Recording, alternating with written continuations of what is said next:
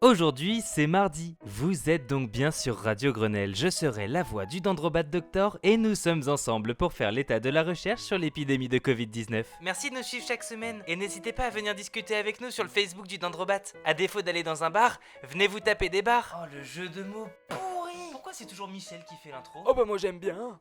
Bienvenue à tous sur l'écho des labos. Fail de la semaine.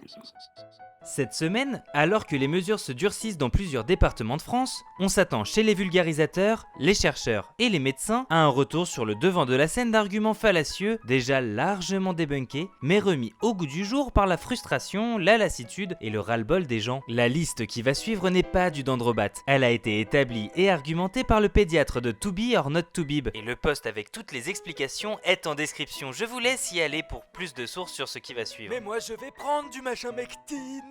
Non, il n'y a toujours pas de traitement curatif efficace. On a déjà débattu de tous ici. Ni la chloroquine, ni le remdesivir, ni l'artémisia, ni l'ivermectine, ni rien. Je vais revenir sur l'ivermectine plus précisément dans un pass de la semaine. La seule et unique exception qui peut y voir, c'est la dexaméthasone. Dans les cas hospitalisés et pour protéger des formes graves. Et c'est un corticoïde commun, facile à produire, qui coûte 4€ si jamais certains sentaient l'argument Big Pharma les démanger. Mais se laver les mains ça sert à rien.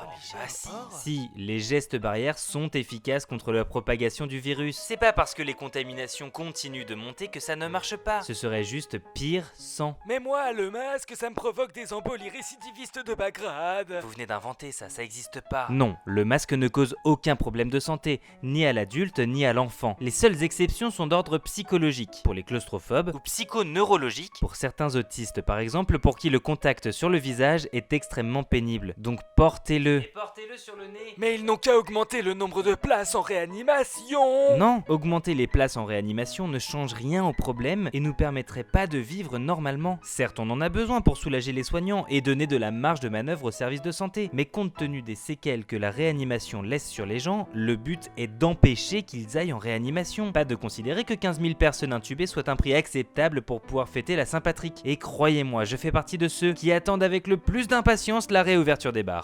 À tous ceux qui s'abonnent, à tous ceux qui font des dons sur Tipeee, Et à tous les gens dans ma tête. y a que le public qui bosse. Non, les structures privées sont aussi mises à contribution, en particulier dans les zones sous tension, pour peu qu'elles soient suffisamment équipées en matériel et en personnel. Mais on n'en meurt pas du Covid. Ah bah si, il y a une surmortalité due au Covid, et rien qu'au Covid, et elle est d'au moins 53 900 décès. Mais puisque je vous dis que je l'ai lu sur les internets, Non, Réinfo Covid, François et compagnie ne sont pas des sources fiables. Il en va de même pour toute la panoplie de C19 Study, HCQ Meta, IV Meta, C19 Ivermectine et compagnie, qui sont tous faits par la même personne et dont on a déjà démontré la malhonnêteté. mais de toute façon... Non, la maladie ne tue pas que des vieux qui allaient mourir de toute façon. On rappelle que chaque mort Covid s'est vu en moyenne privée de 11 ans d'espérance de vie. Mais... Oui, Papichel, on en a marre. Oui, c'est compliqué et oui, les choix faits ne sont pas les bons. Parce que c'est une pandémie, parce qu'il n'y a pas de bons choix. Il y en a juste des moins mauvais que d'autres, peut-être. Découverte de la semaine. Après le britannique, le sud-africain et le brésilien, voici le dernier né des variants SARS-CoV-2, le variant breton. Bretagne indépendante. C'est qui lui ? C'est Michael. Ah bah oui, oui forcément. Si cela peut prêter à rire, VUI, dérivé de Clade 20C, de son petit nom officiel, est pointé du doigt dans la mort de 8 personnes dans les Côtes d'Armor. Aucune d'entre elles n'était vaccinée. Une avait reçu une seule dose et 7 autres aucune. Ce qui n'indique pas de résistance au vaccin pour le moment. 79 cas de ce variant, placés sous surveillance, sont connus pour l'instant. Le problème étant qu'il n'est pas exécré dans les muqueuses nasales et est donc indétectable par PCR, ce qui complique son suivi et par conséquent le suivi de l'épidémie en Bretagne de manière plus générale. Aucune mortalité ou fréquence d'hospitalisation anormale n'ayant été observée, il n'apparaît pas plus dangereux ou contagieux que la souche locale, mais c'est une affirmation au conditionnel. Il convient de généraliser les tests PCR profonds qui vont analyser les sécrétions des voies respiratoires basses afin d'en savoir plus. Une affaire à suivre de très près. Piste de la semaine. Thrombose. Avec la reprise de la vaccination à l'AstraZeneca, on en parle plus dans Bonne Nouvelle de la semaine, ne vous en faites pas. Certains sont venus demander au Dendrobat Doctor ce qu'elle pensait des résultats de l'équipe d'Oslo qui aurait établi le lien entre le vaccin et un certain type de thrombose très particulière. Les médias français parlent d'une étude norvégienne et renvoient à des articles en anglais. Les articles anglais parlent de conclusions du chef de l'équipe Reported in Article. Ce terme anglais voulant dire à la fois étude scientifique et article de journal donne le lien d'une interview du chef de l'équipe en question. Mais aucun lien vers une étude. À l'heure actuelle, aucune étude sur le sujet ne semble publiée, pas même en préprint. La seule info de première main que j'ai pu trouver, c'est une interview du chercheur qui coordonne ce travail. Je vous glisse le lien, mais c'est en norvégien quoi, donc bon. Puis alors moi, le norvégien. Et il semble qu'il parle plus d'indices que de preuves. Wow. Le Dendrobat Doctor parle le norvégien ? Non, elle maîtrise Google Translate. En l'absence d'études, donc, le Dendrobat Doctor ne pense rien. Impasse de la semaine.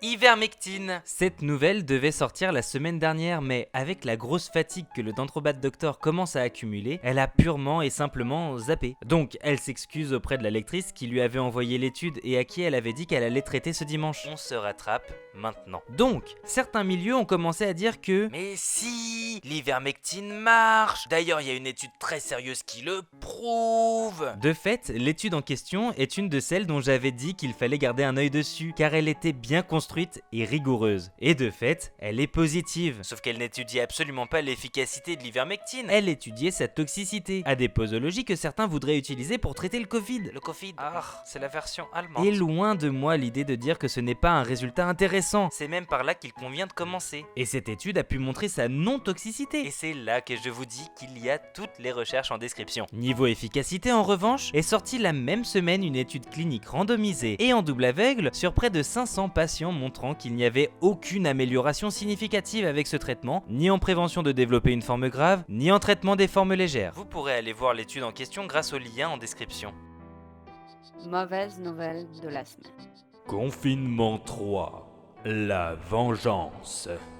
Pour ceux qui auraient vécu dans une grotte cette semaine, vous pouvez y rester. En particulier si vous vivez dans un des 16 départements qui repassent en confinement à compter de samedi dernier, à savoir l'Aisne, Les Alpes-Maritimes. l'Essonne, L'Eure, les Hauts-de-Seine, le Nord, L'Oise. Paris, le Pas-de-Calais, la Seine-et-Marne, la Seine-Saint-Denis la Somme, le Val-de-Marne, le Val d'Oise. et les Yvelines. Mince, j'ai pas écouté. On peut redire ? Non, c'est mort. Ces départements sont confinés pour au moins 4 semaines et d'autres régions pourraient les rejoindre si la situation continue à se dégrader. Si vous n'êtes pas sûr de savoir comment les directives s'appliquent dans votre département, on fait un récapitulatif dans le point méthode de la semaine.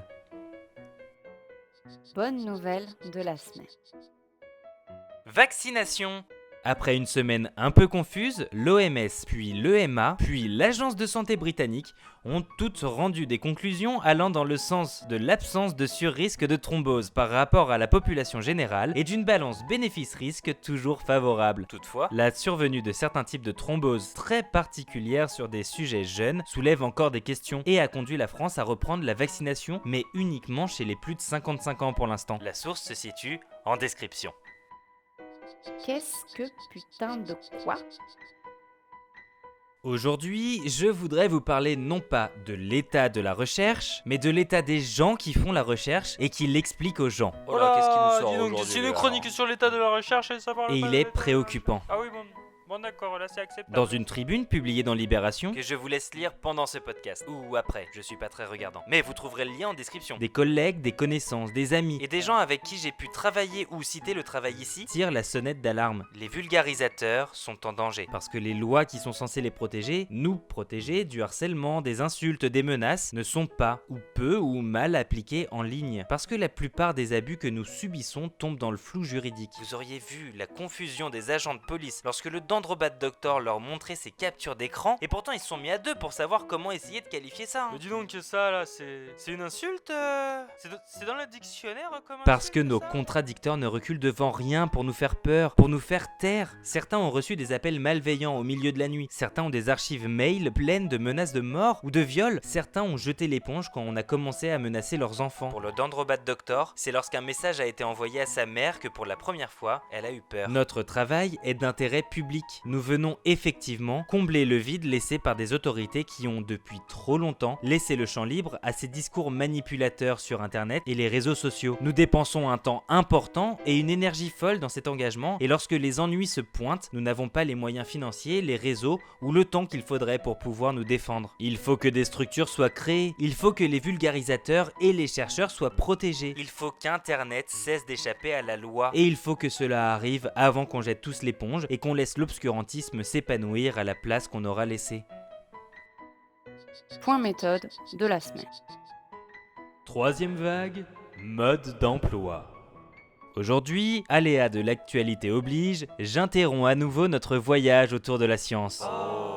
Afin de faire un point pratique avec vous, et je me dis que ce sera utile à tout le monde. N'est-ce pas, Michel? Oui, bon, j'arrive. Quel est le nouveau mode d'emploi pour cette troisième vague ? Travail. On rappelle que le télétravail doit être la règle et non l'exception. En zone sous couvre-feu, une attestation employeur sera nécessaire si vous devez rentrer chez vous après 19h ou partir travailler avant 6h. En zone confinée, la règle est d'au minimum 4 jours de télétravail sur 5 pour tous les travailleurs qui le peuvent, les autres devant se munir d'une attestation employeur. Si votre employeur ou votre entreprise ne respecte pas les consignes, refuse de vous fournir des documents ou vous met en danger sanitaire, vous pouvez vous rapprocher de la médecine du travail, de votre syndicat ou de l'inspection du travail. Les déplacements professionnels en franchissement de zones confinées demandent une attestation employeur et une carte professionnelle ou un ordre de mission. Maternelle, école, collège. Il fonctionne normalement dans tous les départements. En confinement, vous devez remplir une attestation pour aller chercher votre enfant à l'école. Le couvre-feu étant abaissé à 19h, cela ne devrait plus être nécessaire dans les autres zones. Ou alors c'est que vous êtes vraiment en retard. C'est pas très cool pour les... Lycée. Il fonctionne pour la plupart en demi-jauge, et ce de manière obligatoire dans les zones confinées. Les élèves se déplaçant seuls doivent avoir leur propre attestation. Université, crèche et assistante maternelle. Pas de changement de fonctionnement. Attestation de déplacement nécessaire pour les étudiants et pour les parents allant chercher leurs enfants. Passer 19h pour les zones sous couvre-feu